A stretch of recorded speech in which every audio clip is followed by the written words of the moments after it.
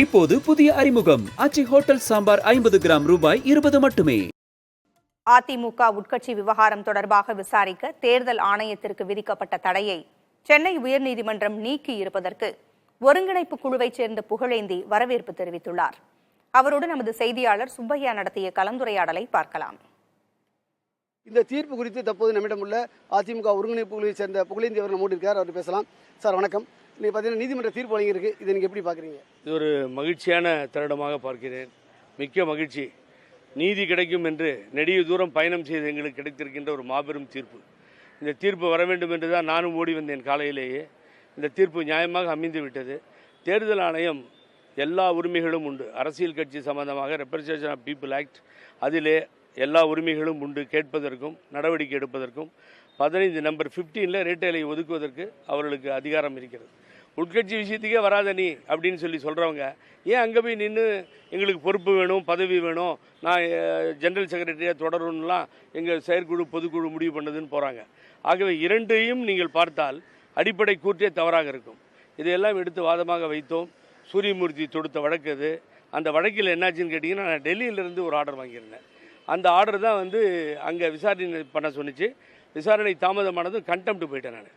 ஆனால் அதையும் கொண்டு நீங்கள் போட்டு நீதிபதி முன்னால் இந்த உயர்நீதிமன்றத்தில் போட்டு அதுக்கும் சேர்த்து ஸ்டே வாங்கிட்டாங்க. இப்போ வேற 15 படி அந்த ரெட்டலை சின்னம் ஒதுக்கு தொடர்பான நடவடிக்கை முடிவு எடுக்கலாம் தேர்தல்னு சொல்லியிருக்காங்க. இந்த நாட்டினுடைய ஆட்சியில் இருப்பவர்கள், அதிகாரத்தில் இருப்பவர்கள் யாராக இருந்தாலும் 15 தேர்தல் ஆணையத்துக்குரியது. அவங்க தான் சின்னத்தை ஒதுக்க வேண்டும். அதில் தலையிட யாருக்கும் உரிமை இல்லை. அது இல்லாமல் மற்ற அதிகாரங்கள் தப்பாக நடந்துக்கிறீங்க, கட்சி தப்பாக நடக்குது, கட்சியில் பிரச்சனைகள் இருக்குன்னா தலையிட தேர்தல் ஆணையத்திற்கு முழுவதுமாக உரிமை இருக்கிறது. எடப்பாடி பழனிசாமி தரப்பில் ஒரு கோரிக்கை என்னன்னா, இவங்க ஆட்சி நீக்கப்பட்டவர்கள், அதாவது புகழேந்தி அவர் சூரியமூர்த்தி கட்சிக்கு தொடர்பில்லாதவர் அப்படின்னு சொல்லியிருந்தாங்க. ஆனால் அவருடைய கோரிக்கை அனைத்துமே நீதிமன்றம் புறக்கணித்து இருக்கிறது. இது எப்படி பார்க்குறேன்? நான் நீதிமன்றம் இல்லாமல் ஒரு விஷயத்துக்கு வரேன். ஏன் பயப்படுறாங்க சார்? யாரை பார்த்தாலும் சப்போஸ் எனக்கு தெரியல, ஒரு எதிர்த்து ஒரு லாயர் வாதம் பண்ணால் கூட எங்கள் திருமூர்த்தி தான் இதை முழுமையாக எடுத்து, அருள்லாம் கூட திருமூர்த்தி தான் எடுத்து நடத்தினார். அவங்களுக்கு கூட கட்சியில் இல்லைன்னுவாங்க. இவங்க யாரை பார்த்தாலும் கட்சியில் இல்லை, இவங்க கட்சிக்கும் இது எங்களுக்கும் சம்மந்தம் இல்லை, சூரியமூர்த்தி இல்லை, புகழேந்தி இல்லை, மற்றவங்க இல்லைன்றது இவங்களுடைய ஜனகணமன ஆகிட்டு இருக்குது. இது ஏற்புக்கூடியது அல்ல. எங்களை எடுப்பதற்கு இவருக்கு அதிகாரம் இல்லை. ஏன்னா என்னை பொறுத்த வரைக்கும் எனக்கு கொள்கை பரப்பு செயலாளராக ஒருங்கிணைப்பாளர்ன்ற தலைப்பில் இன்னும் ஒருங்கிணைப்பாளர் தான் இருக்கார் ஓபிஎஸ் அண்ணா. அவர் தான் அந்த உத்தரவு போட்டார், நீங்கள் ஒருங்கிணைப்பாளராக இருங்கன்னு சொல்லி அந்த ஆர்டரை போட்டிருக்காரு. அப்போ அவங்களுக்கு இப்போ சிவில் டிஸ்பியூட்க்கு ப்ராப்ளம், நம்ம என்ன பண்ண முடியும்? அதுக்காக அம்மாவுக்கு பிணை கொடுத்து 11 வருடம் இந்த வழக்கிற்காக போராடி பல முறை சிறை சென்று இருக்கின்ற புகழேந்தி கட்சியில் இல்லை.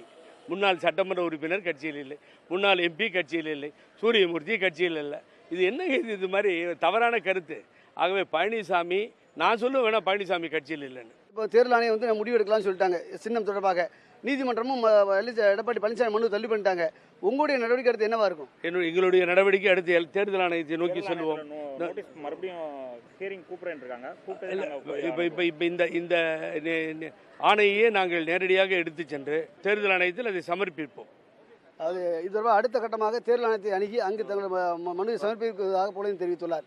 புதிய தலைமுறைக்காக ஒளிப்பதிவாளர் மகேஷுடன் VM சுப்பையா. இப்போது புதிய அறிமுகம் ஆச்சி ஹோட்டல் சாம்பார் 50 கிராம் ரூபாய் 20 மட்டுமே.